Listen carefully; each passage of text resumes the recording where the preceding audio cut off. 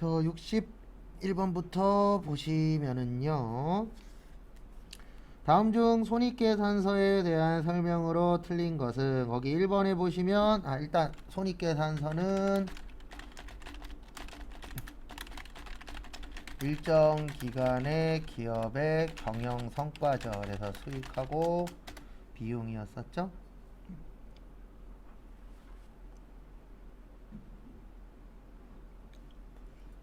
그래서 거기 보시면은요,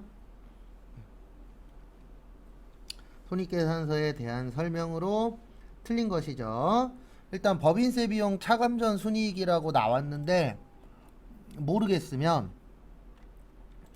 원래 이거를 외워야 되는데 저희는 프로그램에 있으니까 꼭 안 외우셔도 되잖아요. 그럼 여기 정기분 손익계산서 가시면 있어요.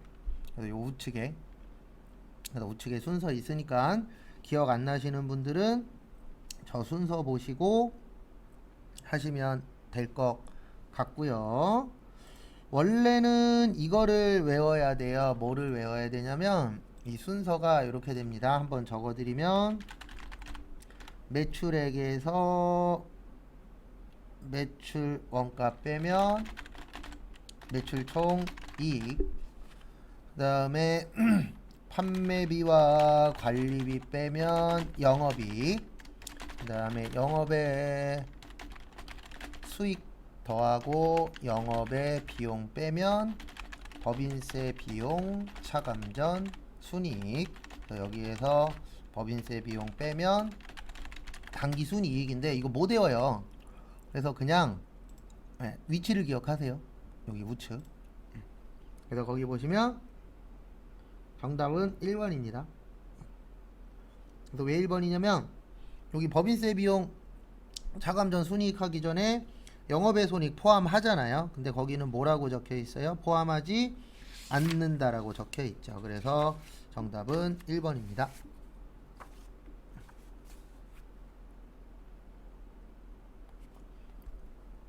그 다음에 62번.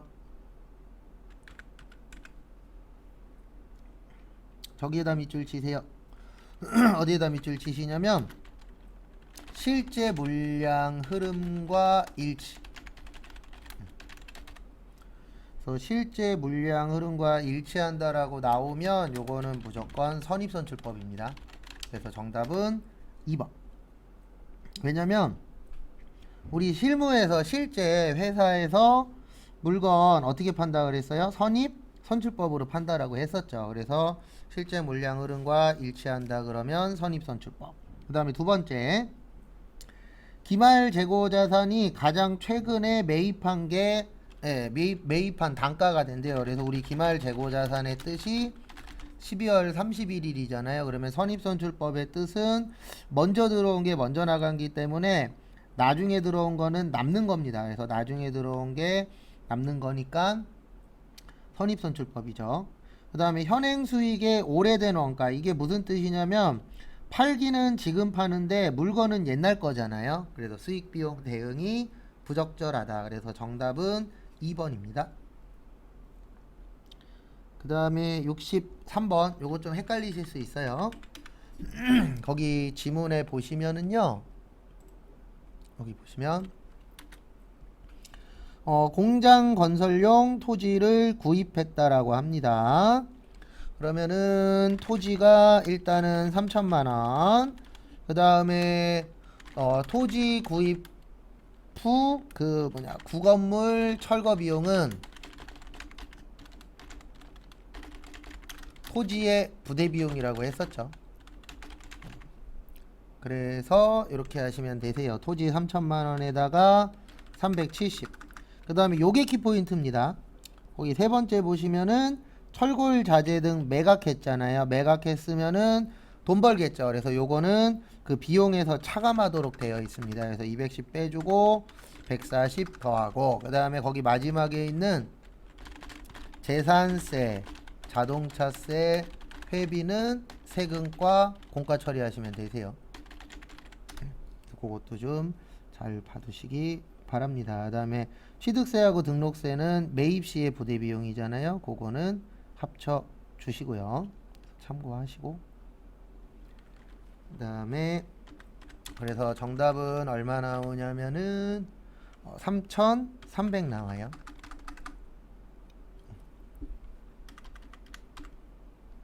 그 다음에 64번. 아닌데 잠시만요. 계산기로 한번 더 할게요. 금액이 뭔가 이상한데 3,000에다가 370 더하고 210 빼고 140 더하면 3,300 맞네요. 그 다음에 64번 요거는 이렇게 나오면 꼭 연습할 때 세 줄로 풀어보세요. 그래서 제일 처음에 이제 취득했을 때, 그래서 취득했을 때 보시면은 200 주고 샀죠. 차변에 단기매매증권 200, 대변에 현금 200.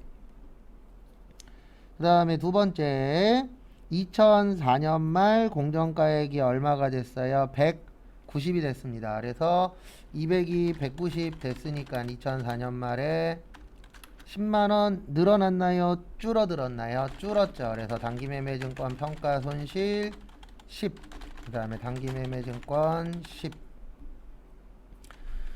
그 다음에 2005년 말에는 얼마가 늘어나셨어요? 20만원이 늘어나셨죠. 그래서 단기매매증권 20, 단기매매증권 평가이익 20. 그래서 정답은 4번이에요. 그래서 보시면 4번에 단기매매증권 평가손익이라고 되어 있는데 얘는 영업 외손익이고요. 그 다음에 매도가능증권 평가손익 요거 잘 나옵니다. 시험 문제에. 매도가능증권은 기타포괄손익 누계액인데 그냥 여기 가서 치는 게 더 정확하게 헷갈리시는 분들은 여기 와서 컨트롤 F 단기매매증권 평가 2 치면 여기 있죠. 영업외라고. 그래서 정답은 몇 번이 되세요? 4번이 됩니다. 참고하세요. 그 다음에 65번 대차대조표상의 자본에 대한 설명으로서 틀린 것은, 그래서 1번 보시면 자본금은 우리 자본금은 주식 발행수 곱하기 액면가액이죠. 그래서 정답은 1번입니다. 왜냐면 거기 보시면 무슨 가라고 되어 있어요? 발행가라고 되어 있죠. 그래서 발행가가 아니고 무슨 가액이세요? 액면가입니다. 그래서 정답은 1번. 그 다음에 66번 다음에 요약 제조원가 명세서에 대한 설명으로 틀린 것은, 그래서 보시면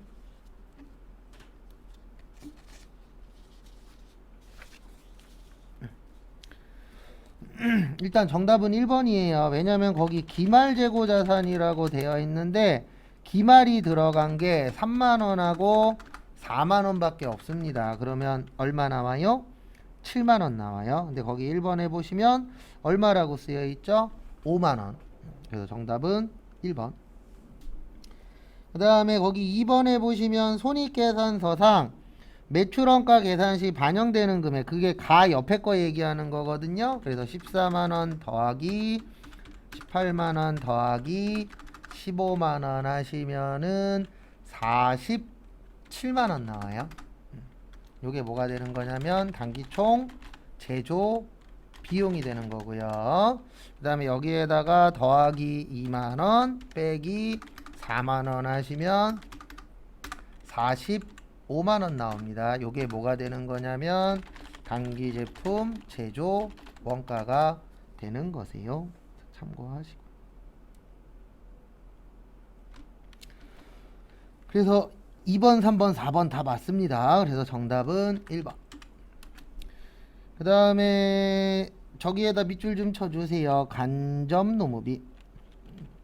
그래서 보시면 무슨 노무비요? 간접 노무비. 우리 제조 간접비 이렇게 구한다 그랬죠. 간접 재료비 더하기 간접 노무비 더하기 간접 경비. 그래서 우리 간접비들끼리 더한 걸 뭐라 그래요? 제조 간접비라고 합니다. 그 다음에 우리 T자에 보시면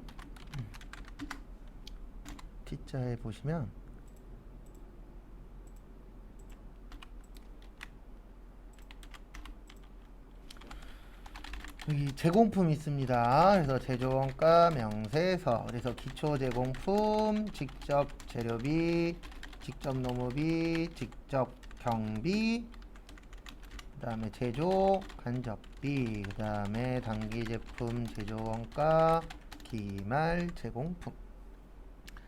그래서 정답은 몇 번이냐면 3번이세요. 왜냐면 여기 보시면 제조 간접비 어느 변에 있죠?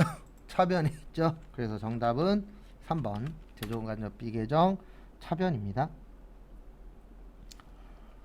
다음에 68번 보조부문 배부 방법에 세 가지 있어요. 직접, 단계, 상호. 이렇게 세 가지가 있고요.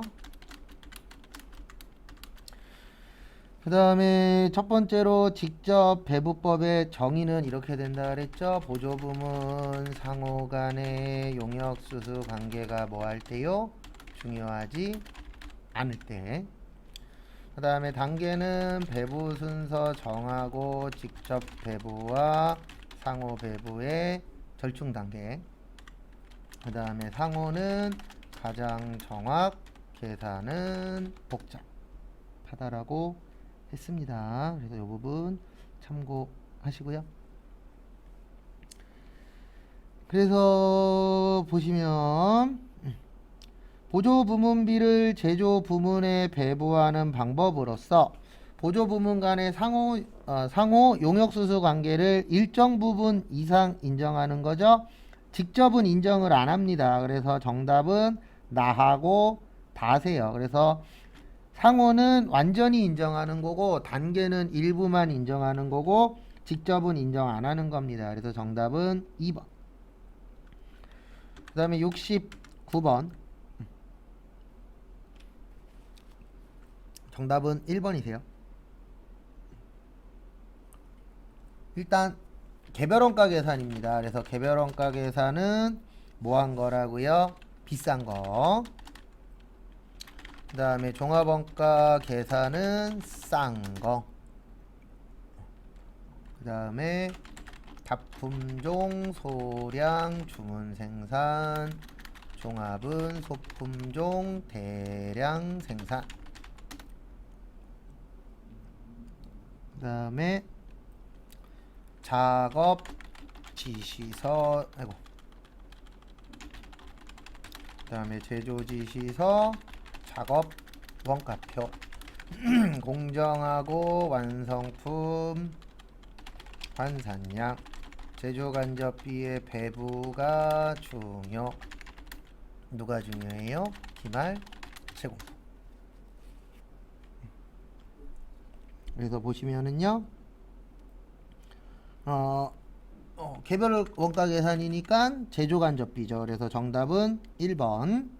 그 다음에 제가 앞으로도 계속 강조할 건데 예정 배부액은 항상 기준은 실제예요. 그래서 예정 배부율 곱하기 실제 배부 기준입니다. 근데 거기는 예정 배부 기준이라고 되어 있죠. 그래서 틀린 거고요.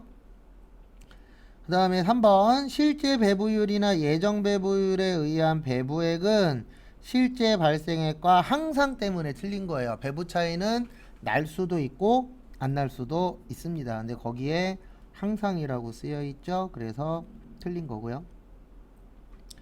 그 다음에 4번 보시면 실제 개별원가 계산과 예정 개별원가 계산 시 발생하는 우리 기초원가 또는 기본원가 있었죠. 그래서 직접 재료비 더하기 직접 노무비인데 직접비에는 영향이 없어요.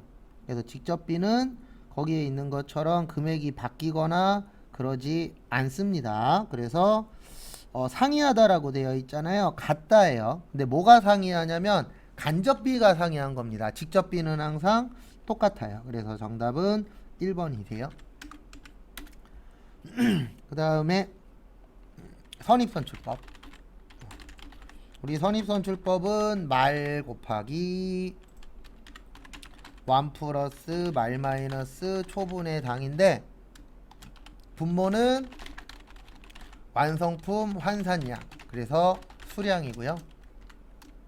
그 다음에 분자는 금액 얘기하는 거예요. 단가. 그래서 거기 보시면 그리고 아무 말 없잖아요. 그래서 지문에 아무 말 없으면 내용이 없으면 무조건 균등 발생이에요. 이것도 좀 알고 계십시오. 지문에 뭐 뭘로 처리해라 이런 얘기 없으면은 그냥 무조건 무슨 발생이라고요? 균등 발생이라는 거 참고해 주십시오. 그래서 말이 7200개가 되는 거예요. 98은 70이니까. 그래서 7200개 곱하기 그 다음에 거기 보시면 완이 몇 개예요? 26000. 그 다음에 말이 몇 개냐면 7200개. 그 다음에 초가 1500개. 그 다음에 당은 금액 얘기하는 겁니다. 그래서 당에 보시면 거기 총 발생 원가가 얼마라고 되어 계세요? 63만 4천원. 그러면 이거 계산하시면 14만 4천원 나와요. 그래서 정답은 3번인데 지금 우리한테는 3번도 중요하지만 공식 잘 기억하시고 그 다음에 공식에다가 대입해보는 것도 중요한 상황이죠. 그래서 참고하시고. 그래서 정답은 몇 번이세요? 3번입니다. 그 다음에 71번 과세거래. 우리 과세거래 일단 세 가지 있었죠. 재화의 공급, 용역의 공급, 재화의 수입. 그 다음에 재화의 공급이 아닌 것 있었죠. 그래서 물납, 담보, 그 다음에 공매 및 경매 사업의 포괄량도. 그래서 물납 아니고, 그 다음에 근로 제공하면은요, 근로 제공하면은 요거는 무슨 세네요? 소득세네요. 그래서 정답은 4번입니다. 저기에다가 밑줄 치세요. 무상공급. 우리가 딴 건 몰라도 무상의 뜻은 알죠? 공짜입니다. 그래서 무상공급에는 두 가지가 있으세요. 지금 거기 문제 나온 것처럼 재화의 무상공급이 있고요. 그 다음에 용역의 무상공급, 요렇게 두 가지로 나누어집니다. 그래서 재화의 무상공급은 과세 대상이에요. 그래서 정답은 4번. 그 다음에 용역이라는 건 서비스거든요. 그래서 용역의 무상공급은 과세 대상이 아닙니다. 참고하시고요.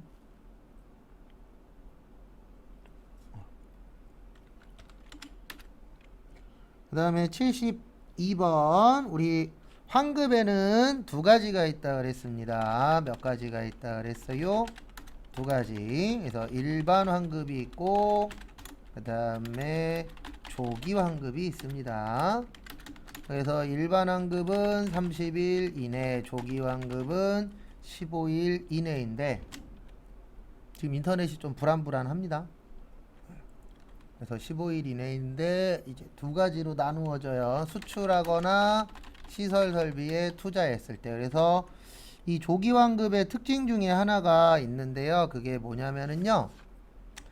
매월 신고 가능하고 두 달에 한 번도 되고 세 달에 한 번 되는데 요거는 안 된다 그랬습니다. 뭐는 안 된다 그랬냐면 3월에서 4월은 안 돼요. 왜 안 되냐면 3월은 예정 신고고 4월은 잠시만요. 튕겼네요. 3월은 예정 신고고 그 다음에 4월은 무슨 신고예요? 확정 신고잖아요. 요거는 안 됩니다. 그래서 2월 달에 한 거잖아요. 그러면 2월 달에 했으면은 제일 빨리 할 수 있는 건 3월 25일이고요. 돌려받는 건 며칠이라고요? 15일. 그래서 정답은 2번입니다. 요거 알고 계세요? 근데 이게 만약에 조기 환급이 아니면 정답은 3번이 되는 거예요. 일반적인 환급으로 처리를 하시면 되는데 여기는 조기 환급이니까 정답은 몇 번이 되세요? 2번.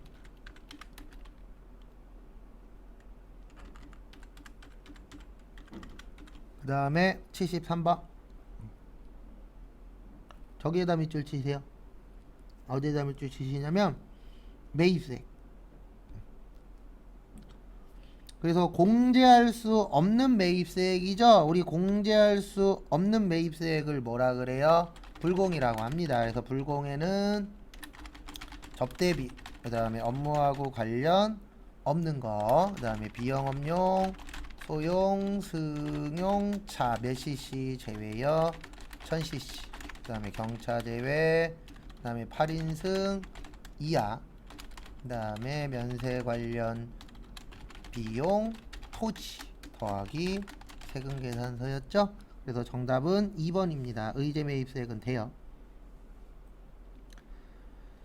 그 다음에 74번. 그래서 정답은 2번이세요. 73번에.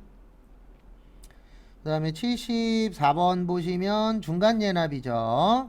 그래서 중간예납에서 기억해 주셔야 될 게 몇 가지 있는데요. 그 중에 일단 첫 번째로 뭐가 있냐면 중간예납은 11월 1일부터 11월 15일까지 고지서를 발송하고요. 그 다음에 11월 30일까지 세금 납부를 하셔야 됩니다. 그래서 거기 보시면 1번 중간예납 대상자는 사업소득이나 부동산 임대소득이 있는 거주자이나 당해연도 중 최초로 사업을 개시한 신규 사업자는 중간예납 의무가 없어요. 왜냐면 중간예납이 직전 신고 금액의 2분의 1만큼 날라오거든요. 그리고 30만원 미만은 고지서 발송 안 한다. 거의 똑같아요. 부가가치세랑.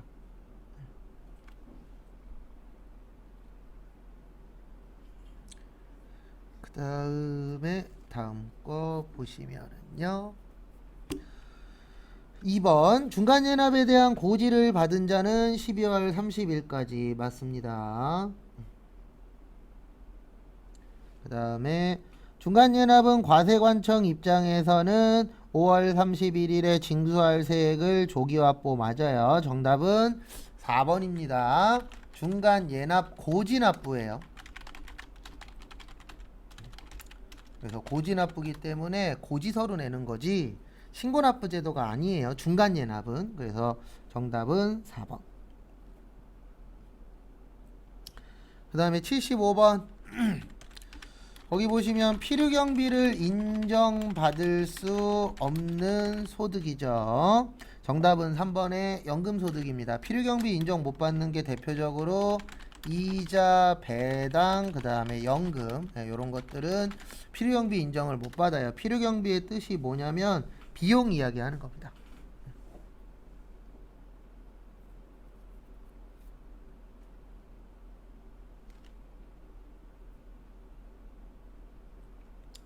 참고하시고요. 그래서 정답은 몇 번이세요?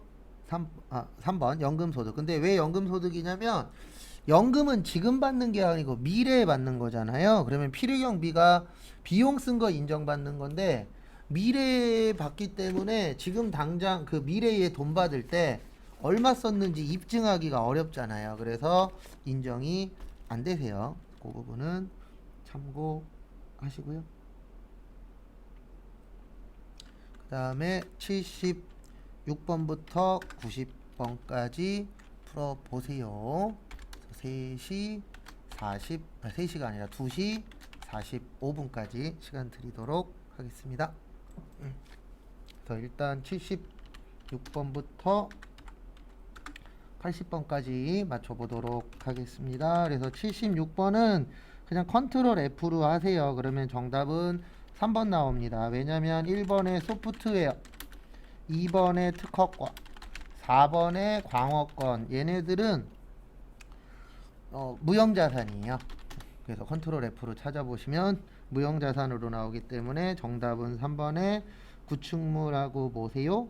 건설 중인 자산. 그리고 이렇게 하는 방법도 있어요. 어떻게 하는 방법도 있냐면은요. 여기 가셔서 계정 과목 및 적요 등록 있잖아요. 그래서 여기 왼쪽에서 유형 자산 눌러서 이 안에서 찾는 것도 하나의 방법입니다. 참고하시고.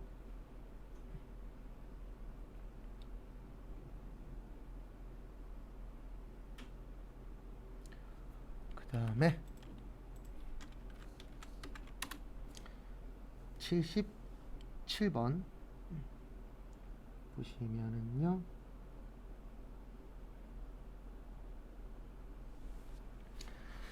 옛날에는 현금 등가물이라고 했는데 지금은 현금성 자산이라고 합니다. 그래서 통화 및 통화 대용 증권, 그 다음에 요구 불예금 당좌하고 보통, 그 다음에 현금성 자산 취득 당시 만기가 몇 개월이요? 3개월.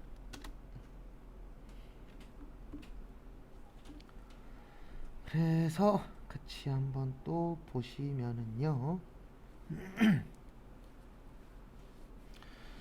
자기합수표 맞죠? 만기가 1년. 그래서 정답은 2번입니다. 우편안이 우편안 증서예요. 그래서 우편물로 날라오는 돈하고 바꿀 수 있는 종이다. 이렇게 보시면 됩니다.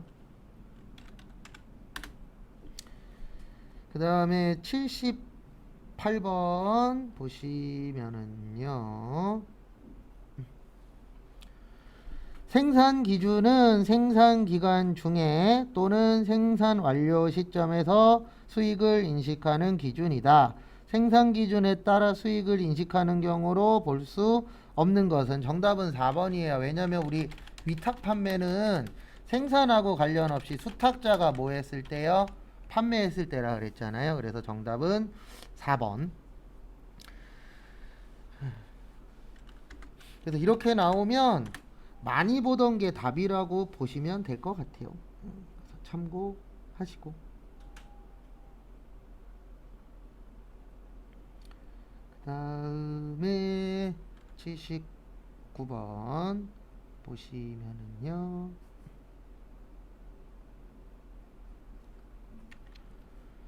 다음 중 자본화 대상 금융비용, 자본화 대상 금융비용이라고도 하고, 이걸 건설 중인 건설 자금 이자라고도 합니다. 그래서 제 개인적인 예상인데 어쨌든 어저께인가 그저께 안 좋은 일이 있었잖아요. 무너진 거.